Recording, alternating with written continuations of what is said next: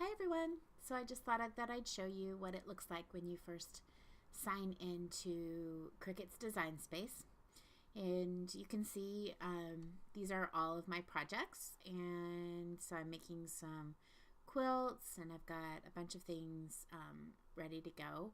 But I thought I would show you what the Harlequin heart bunting design looks like, and then show you how you can make your own designs in the Cricut design space. Really easy, but I'm just going to show you something, just some simple things like how to make squares and how to do half square triangles and things like that. So here's the design space for the bunting. What I've done is separated everything out into different colors. It takes a moment for it to come up on the screen because there's so many pieces in it, and it's a little bit complicated because I've added diagonal lines and things. So this is what it looks like after it comes up. The black lines that you see are cutting lines, and if I scroll down, these are the background pieces, and so you'll see some of them have blue marks. That's the washable marker that I've put on there. And then the black lines are the cutting lines.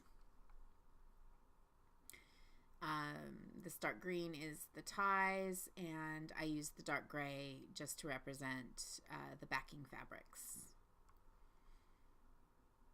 So what I'm going to do is get out of this into a new design and show you how to make squares and rectangles and how to make the lines and make them either a cutting line or a marking line or whatever you want to do. So I'm going to get out of this and make a new project. Over here on this side, you can see there's a plus sign that says new, so I'm going to go to that. This is a new mat, a new design space, and so there's nothing on here yet. And I'm going to go over here to shapes.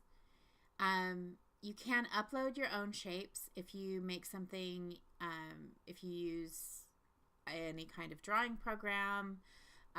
You can upload a PNG or an SVG file and it will cut for you. But for now, I'm just going to show you, since we're talking about quilting, and that's what I do. For now, I'm just going to show you how you can do squares and blocks and things like that. And I'll also show you like one or two little things with images. So if you want to do applique, I'll show you how to do that. It's simple. Anyway, here's the shapes tool right here, and it has basic geometric shapes. There's a square, a circle, triangle, diamond. There's a little heart if you want to do a heart. In this case, we're going to piece hearts, so we're not. So I'm not going to use the heart itself. I'm going to use the square, and of course, with the square, you can do rectangles, etc. So when you click on the square, it automatically puts the square on your mat.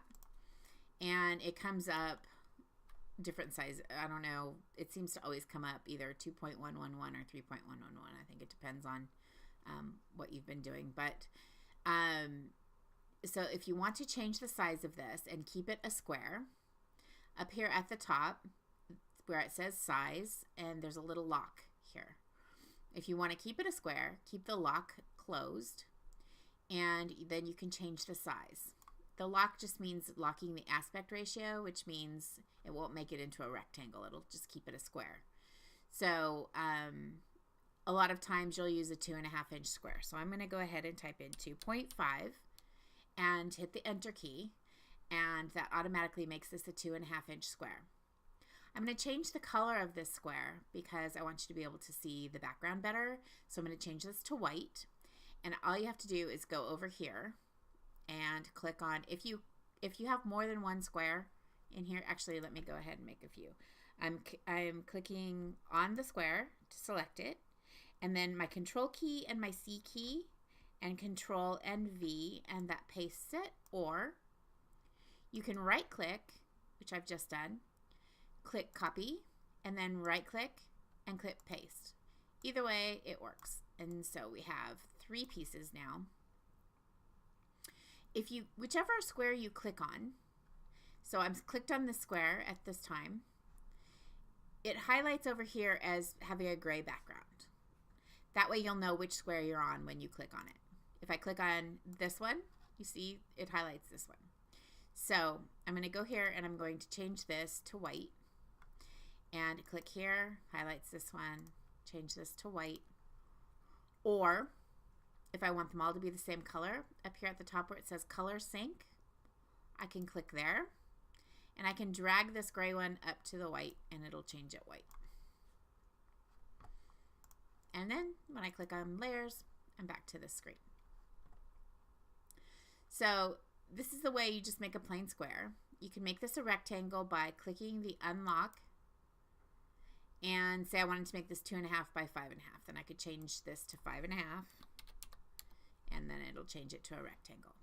But if I leave this, this lock closed and then try to change it, so here, this is closed, lock is closed, it's a 2.5-inch square, which means that if I change either of these and don't open this, it'll change it to a square of whatever size I put in there.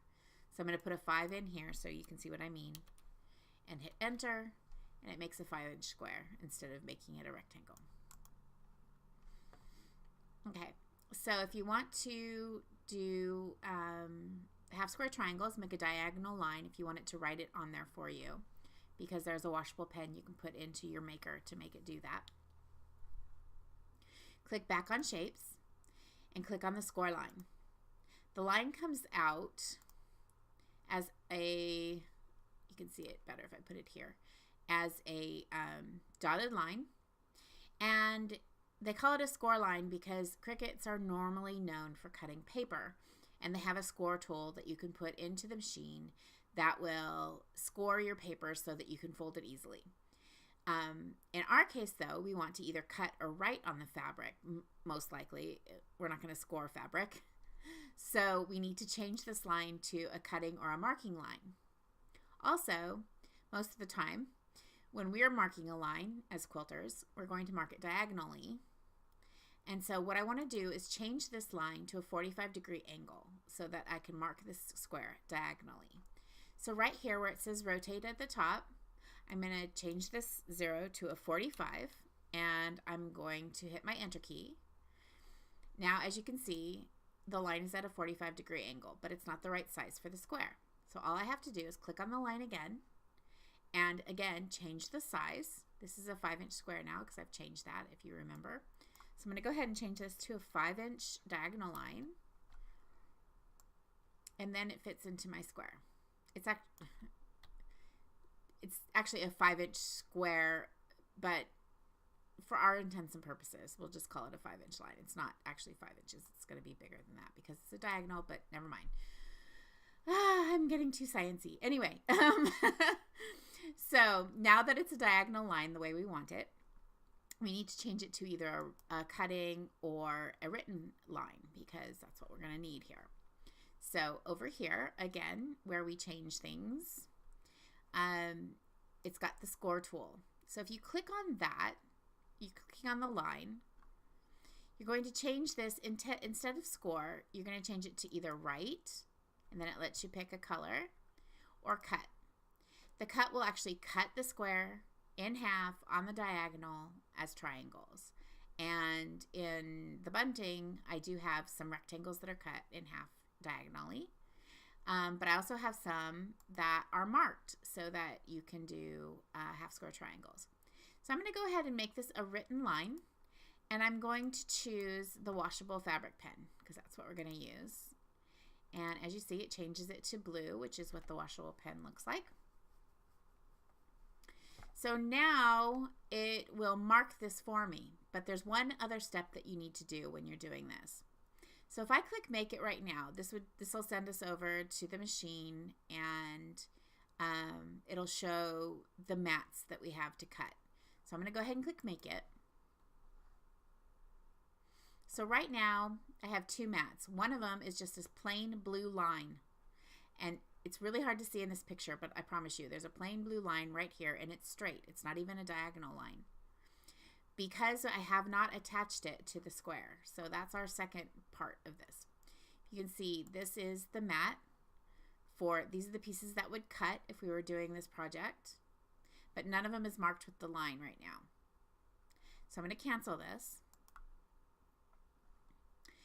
And since I want this to mark a diagonal line on this square, what I'm going to do is drag across the line and the square like that, drag across, and then I'm going to, which is highlighting them both, and then I'm going to right click and I'm going to attach it.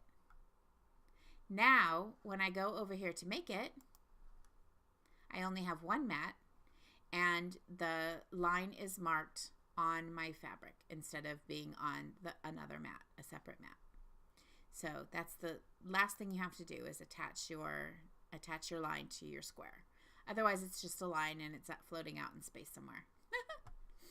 Okay, so that's the way you do that. If you have any questions about the maker, I'm not like super expert yet. I have been working with it for quite a while and I do pretty much know how to do most things with it. So I'm happy to answer any questions if you want to leave a comment on the blog. Make sure that you leave a way for me to answer you or come back to the blog for your answer. Thanks. Bye.